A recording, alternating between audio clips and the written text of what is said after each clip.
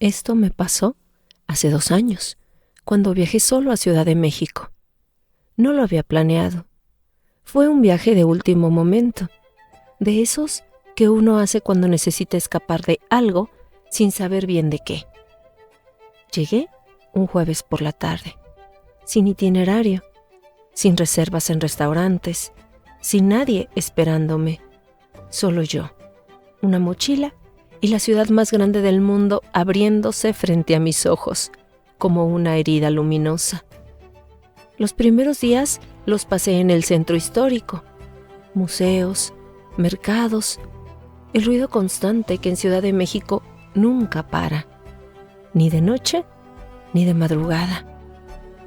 Pero el cuarto día alguien en el hostal me mencionó Coyoacán.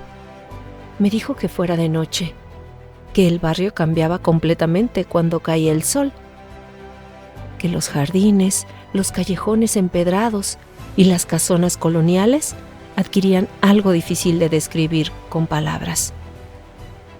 ¿Cómo qué?, le pregunté. Se quedó callado un momento, luego dijo, como si el tiempo no avanzara igual que en el resto de la ciudad. Eso fue suficiente para convencerme. Llegué a Coyoacán pasadas las 11 de la noche. El jardín centenario estaba casi desierto. Unas pocas parejas en las bancas, un vendedor recogiendo su puesto de elotes, un perro durmiendo junto a la fuente. La catedral de San Juan Bautista proyectaba sombras largas sobre los adoquines. Caminé sin rumbo durante un rato, dejándome llevar por calles angostas con nombres que parecían sacados de una novela. Calle de la Amargura, Callejón del Aguacate, Andador de los Compositores. Fue siguiendo uno de esos callejones que llegué al puente. No estaba en ningún mapa que yo hubiera consultado. No tenía señalización turística, ni placa histórica, ni nada que lo identificara como un lugar especial. Era simplemente un puente peatonal de madera oscura, estrecho, que cruzaba un pequeño canal casi seco, rodeado de ahuehuetes. Esos árboles inmensos y retorcidos que en México cuentan siglos de historia entre sus raíces. Era un puente viejo. Se notaba en el crujido de las tablas, en la pintura de los barandales, en las lámparas de hierro forjado que colgaban a los lados y proyectaban una luz amarilla, casi de otro siglo. El lugar olía a tierra mojada y a jazmín, aunque no había flores a la vista. Era casi medianoche. Estaba solo. Y sin embargo, sentí que no estaba solo. Esa sensación que todos conocemos, pero nadie sabe explicar bien. No es miedo exactamente. Es algo anterior al miedo. Una especie de alerta que se enciende en el cuerpo antes de que la mente haya procesado nada. Los vellos del brazo, la respiración que se vuelve más corta, los oídos que de pronto se agudizan y empiezan a captar cosas que antes ignoraban. El viento entre las ramas, el roce de una hoja sobre el pavimento, el agua apenas moviéndose allá abajo, en el canal. Saqué el celular. No sé por qué. Supongo que es el reflejo moderno de todo. Cuando algo nos impresiona, lo grabamos. Empecé a caminar hacia el puente mientras grababa, como si quisiera documentar la soledad de ese lugar. La belleza extraña de las lámparas reflejadas en el agua oscura. Puse un pie sobre la primera tabla del puente. Crujió. Ese sonido quedó registrado en el video. Un crujido seco, casi como una queja. Seguí avanzando despacio. mirando a través de la pantalla del celular, encuadrando las lámparas, los árboles, el canal. Llegué a la mitad del puente y entonces lo escuché. No fue un sonido fuerte, no fue un grito, ni un golpe, ni nada que pudiera atribuirse fácilmente a algo mundano. Fue un suspiro largo, casi suave, que llegó desde algún lugar muy cercano a mi oído derecho, como si alguien se hubiera puesto de pie a mi lado y hubiera exhalado despacio, con cansancio, con algo que en ese momento me pareció, y sé que suena extraño, una mezcla de tristeza y alivio. Me paralicé. El celular siguió grabando, apuntando ahora hacia el suelo porque mi mano se había caído instintivamente. Me giré. No había nadie. El puente estaba vacío detrás de mí. Los árboles quietos. Las lámparas balanceándose apenas con el viento. El canal abajo, inmóvil como tinta negra. Respiré hondo. Me dije que había sido el viento, que los canales crean corrientes de aire extrañas, que la acústica de ese lugar, rodeado de paredes de piedra y árboles viejos, podía generar ecos raros. Me dije todo eso muy rápido, como quien recita una oración para calmar algo que sabe que no va a calmarse. Seguí caminando hacia el otro extremo del puente. Y cuando faltaban 3, quizás 4 pasos para llegar al final, lo escuché de nuevo. Esta vez más cerca. Esta vez, y juro que esto es exactamente lo que sentí, con algo parecido a una intención. No como el viento que pasa sin dirigirse a nadie, sino como alguien que susurra específicamente para ti. Alguien que sabe que estás ahí, que quiere que lo escuches. Bajé del puente casi corriendo. Al final del callejón, apoyado contra una pared con un cigarrillo encendido, había un hombre mayor. Tendría unos 60 años, chamarra de mezclilla, botas de trabajo. Me vio llegar con la respiración acelerada y ni siquiera cambió la expresión, como si ya hubiera visto eso antes. Le conté lo que había escuchado. Me escuchó sin interrumpirme. Cuando terminé, tiró el cigarro al suelo, lo aplastó con la bota y dijo: ¿Cuándo fue? ¿Estabas a la mitad del puente?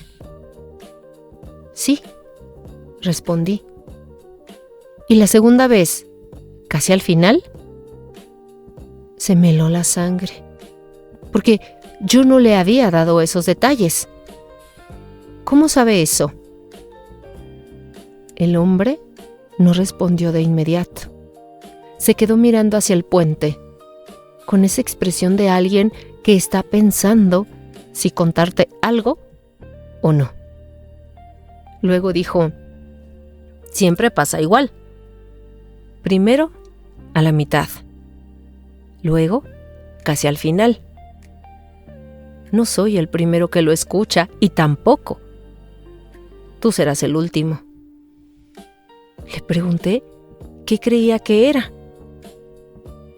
Los viejos del barrio dicen que hace mucho tiempo, cuando eso era una acequia de verdad, y no ese canal medio seco que es ahora, una mujer se ahogó ahí.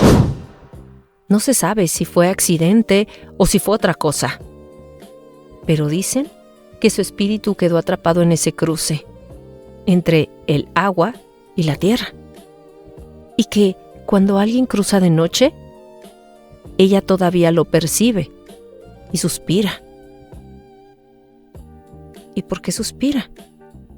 El hombre me miró como si la pregunta fuera obvia. porque sigue esperando que alguien se quede. Esa noche no dormí bien. Y no era por miedo exactamente, sino por algo que no sé nombrar todavía. Esa sensación de haber estado muy cerca de algo que no tiene explicación. Algo que existía en ese lugar antes de que yo llegara y que seguirá existiendo cuando me vaya. Algo que lleva quizás décadas, tal vez más, suspirando en la oscuridad de ese puente sin que nadie se detenga a responderle. A la mañana siguiente revisé el video. No me había acordado de él hasta entonces. Lo abrí casi por inercia, esperando verlo de siempre. Imágenes movidas, mal encuadradas. El tipo de video que uno graba y nunca vuelve a mirar. El video mostraba el puente vacío, las lámparas, el canal, mis pasos crujiendo sobre la madera. Subí el volumen. Ahí estaba, clarísimo, sin ninguna ambigüedad posible. Un suspiro, largo, suave, a centímetros del micrófono, en el momento exacto en el que yo me había detenido a la mitad del puente.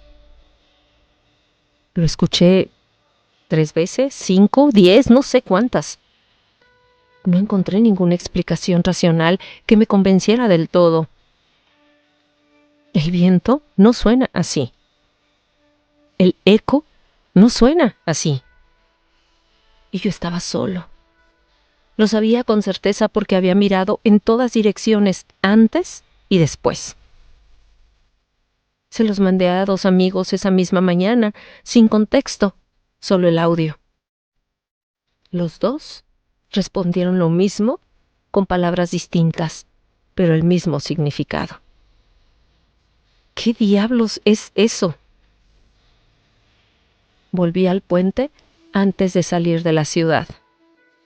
Era de día, casi mediodía, con sol y ruido, y una familia con niños pequeños pasando por el callejón.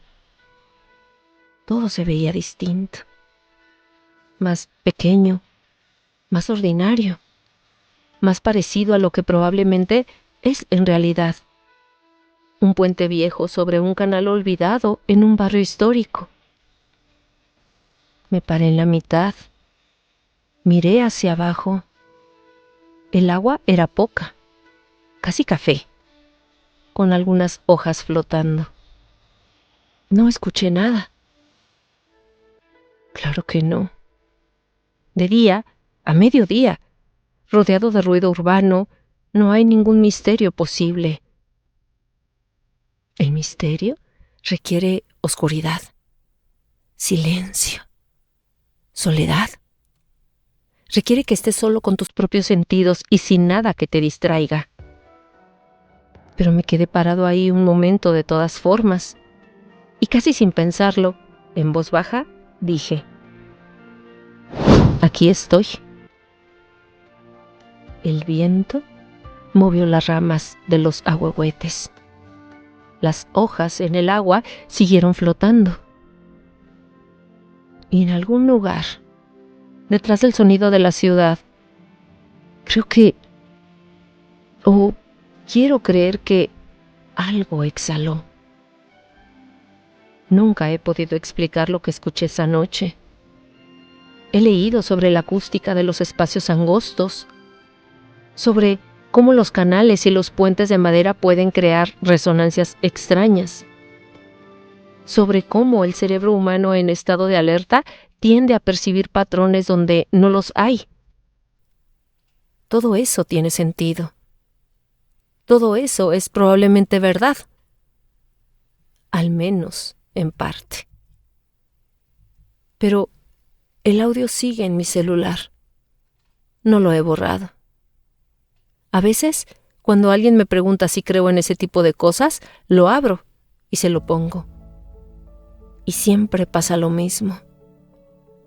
Un silencio, una mirada. Y luego, La pregunta que yo mismo no puedo responder. ¿Y eso qué fue? No lo sé. Lo que sí sé es esto. Hay lugares en el mundo donde el tiempo funciona diferente, donde algo del pasado se quedó atrapado y sigue ahí, aguardando en la oscuridad, sin entender del todo que el mundo siguió girando sin él. El puente de Coyoacán es uno de esos lugares. O al menos, eso me parece a mí. Que solo soy un tipo que caminó por ahí una noche y escuchó algo que no debería haber escuchado. Si alguna vez vas a Coyoacán de noche y terminas en ese callejón con lámparas de hierro y un puente de madera vieja sobre un canal oscuro, crúzalo, si te atreves. Pero cruza despacio. Y cuando llegues a la mitad, quédate quieto un momento. Escucha. ¿Tú te atreverías a cruzarlo si escucharas un suspiro justo detrás de ti? Déjame tu respuesta en comentarios. Y si conoces algún lugar con una historia parecida, cuéntamela. Puede que sea el próximo relato.